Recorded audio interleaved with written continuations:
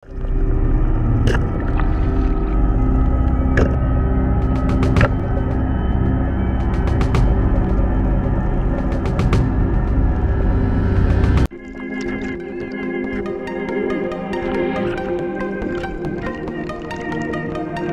back again guys sa ating panibagong episode. Ngayong episode guys, magna-night dive ulit tayo since matagal na tayong hindi ulit nakaka-night dive. At eto, malakas pa rin yung habagat dito sa Banton. Sa mga bago pa lang sa channel ko, mag-subscribe kayo para lagi kayong updated sa mga ganitong video na ilalabas ko. Maraming salamat po. At meron ding isang subscriber na nag-request ng night dive ulit, kaya subok ulit tayo. Habang pumunta tayo sa malalim na part, eto nakita ko itong porcupine puffer fish. Ito isa rin sa napakasarap gataan, pero mahirap lang siya tanggalan ng tinik. Ang dami kasing tinik na ito. So kailangang tanggalin muna ang tinik na ito para bago lutuin. Kasi yung balat niya is napakasarap dito sa isdang ito.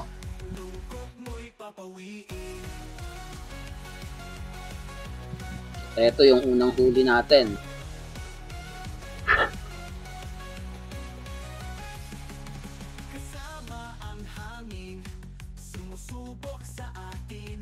Isang squid. Panos ito kung tawagin dito sa Banton.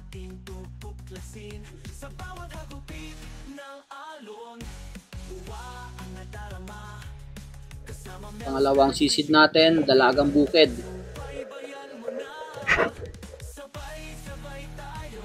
Ito yung dalagang bukid na lumalaki. Dito guys, nakita ako ng midnight snapper nandito sa bato, tumatago. Wow.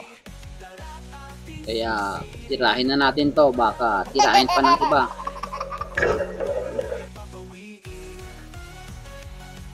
Isa rin sa napakasarap na isda. Wow. Pero ang isdang ito is pumapayat pag dinuluto, karamihan.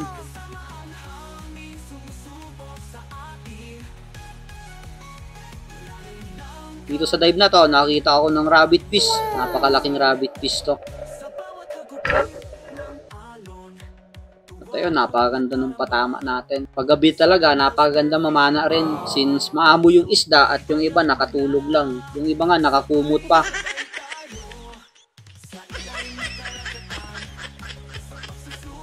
Ito isang rabbit fish ulit. Nakasandal sa corals. Wow. Kaya tirahin na natin to, baka tirahin pa ng iba.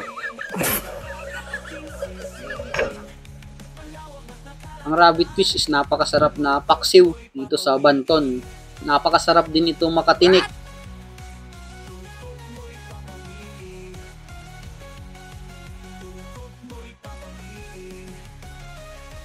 Another dive tayo. Hanap tayo dito sa may bato.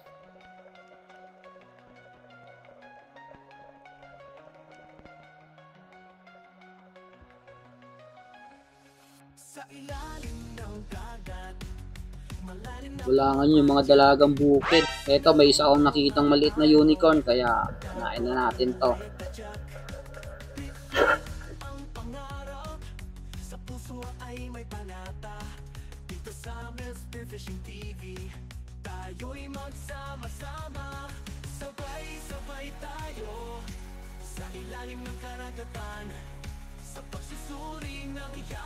Dito sa dive na to, nakita ako ng goatfish. Kambing. May kambing palang isda.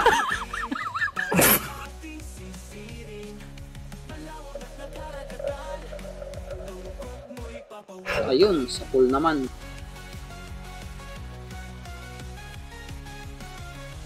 Manitis. Buntan ito kung tawagin dito sa amin. Itong ganitong isda. Another dive tayo dito guys. Dito nakita ako ng isang parrot fish. Napakalaki na rin.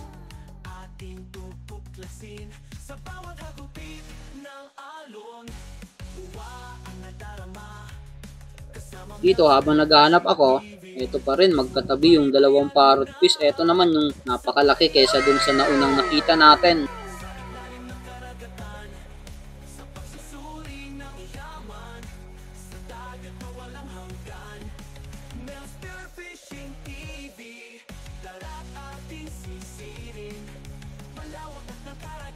Dito hanap tayo sa may ilalim ng bato. Anong makikita natin dito? Nakaka-amaze etong parang gining. Parang ano siya, ang tawag dito, parang yung lalagyan ng tubig. Eto, may manitis ulit. Kaya tirahin na natin to, baka tirahin pa ng iba. Pangalawang kambing na isda natin, goldfish ang tawag eh. Kaya kambing.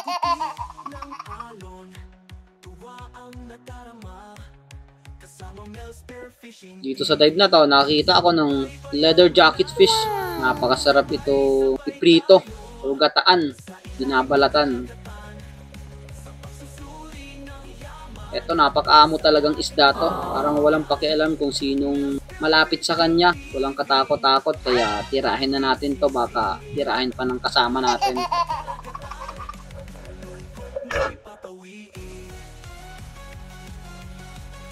Shabuko ito kung tawagin dito sa amin, sa Banton.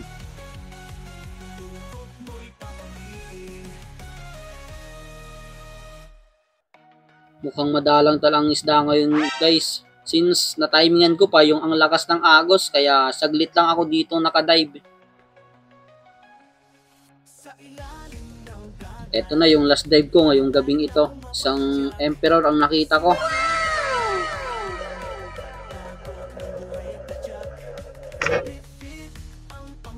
Since ang lakas na talaga yung agos, hindi ko na makayang mag-dive. Kaya bumalik na ako sa pangpang. At eto yung last na isdang nahuli natin.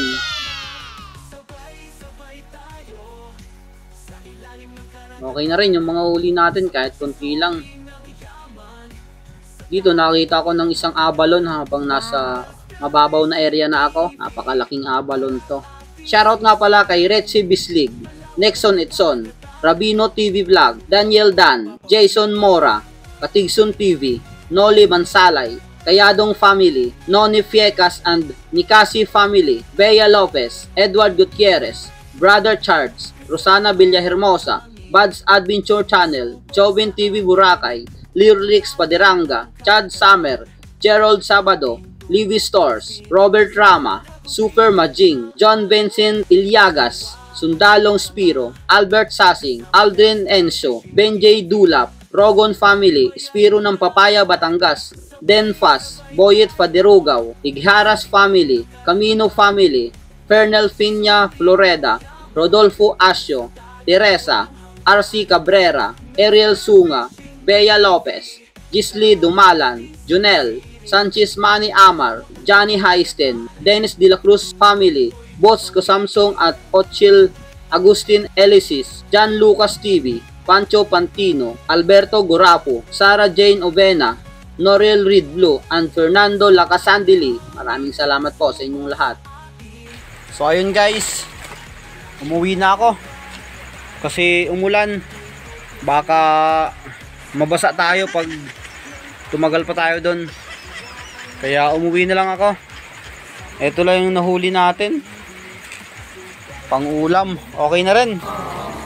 Goods na rin to na halos 2 hours tayong nag-dive. Ito, malaki itong ano. Leather jacket. At etong isa. Itong rabbit fish malaki. Yun.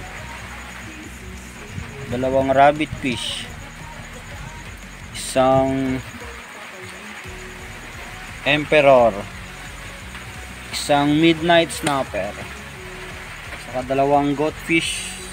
Isang dalagang bukid. Saka isang squid. Okay na rin to. Ayun, lumalakas yung hangin. Bawi na lang tayo sa mga susunod na dive. Goods na rin to pang ulam bukas. Hindi pa rin nag-aano yung habagat. Malakas pa rin. Alright. Since kunti lang yung nahuli natin kagabi, kinaumagahan pagdating ng hapon, balik ulit tayo sa palaging ginagawa natin, ang spearfishing activities. Dito lang ako nag-dive pa rin sa malapit sa amin, kaya nagbabaka sakali tayo may mahuli ng magandang isda ngayon. Hindi pa rin kasi humihina itong habagat dito sa amin. Hindi ako makadayo sa ibang barangay, o dito lang muna sa malapit, at dito yung kalma sa bayan mismo.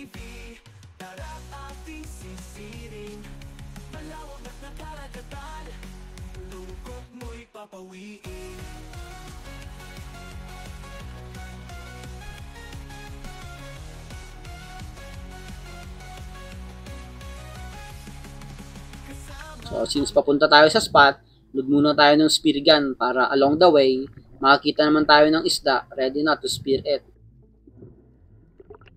Dito guys, nakailang dive na rin ako.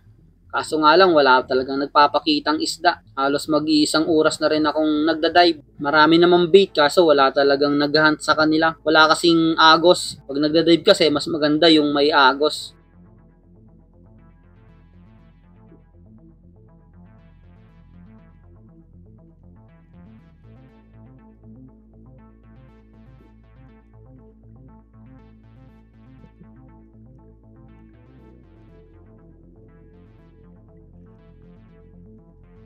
Pagka-pwesto ko dito guys, nakita ko sana itong mga ilak.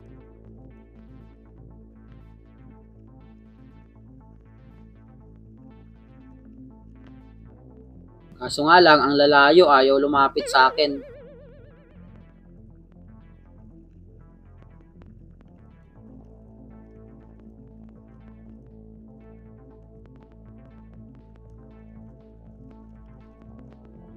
Eto, may batfish pang palapit sana, ngunit lumiko rin bigla nung paggalaw ko ng pana.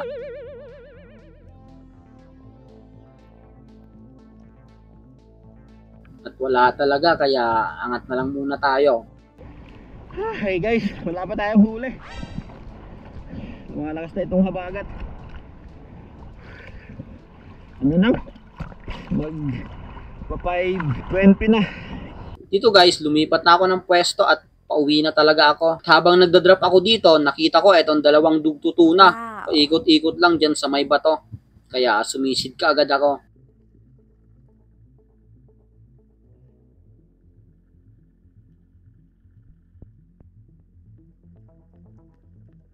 Dito sana akala ko dediretso na sa atin, ngunit biglang lumiko.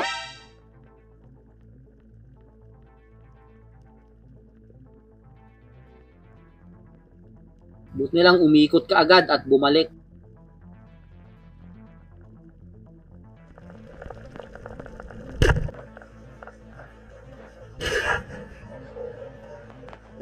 Since maamo naman yung pagbalik ng dalawa, pinili ko na yung pinakamalaki sa dalawang isdang to.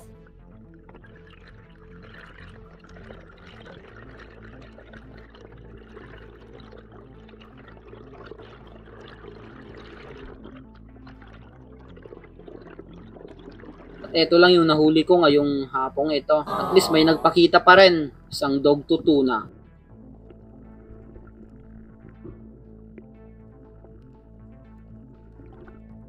After ilang oras guys, 2 oras na tayo. Pauwi na nga ako. Kasi 5:26 na. Buti na lang nagapa ako dyan. Nakita kong 2 dog to tuna. Thank you Lord. 6 kg on scale. Goods na rin. Kahit isa lang itong nahuli natin ngayong hapong ito, at least malaki-laki na rin na pambenta to. Since hindi tayo nakabenta kagabi nung pag night dive natin kasi mahina yung huli.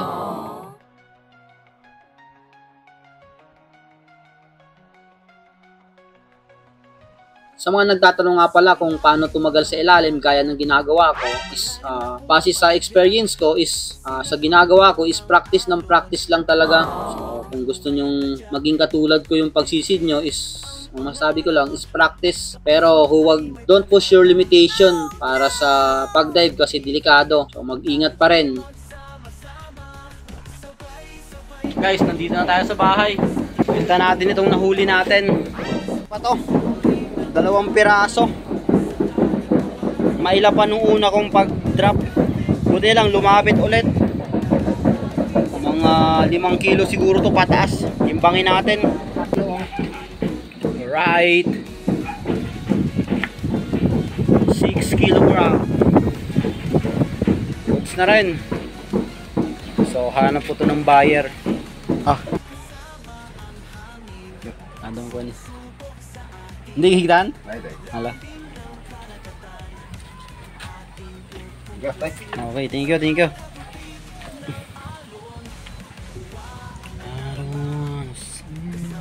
So yun guys, mabilis na benta yung isda. Yes! So yung buyer mismo ang pumunta dito sa bahay. Wala na tayong paghatid sa kanila. Ito yung bayad niya. So yung isda is 6 kilogram on scale times 200 natin is may 1 to tayo. Ito yung binigay niyang bayad, 1.5. Bali sinuklian natin ng 300. Halos tatlong oras din yung dive natin. Umahon ako ng 5:30. 2 oras at kalahati. Goods na rin yun, at least may nagpakita pa rin. So kahit isang piraso, malaki naman. Yes! Naka 1 to tayo. Malaki na rin kita to sa isang araw. Right? Ganito na muna guys.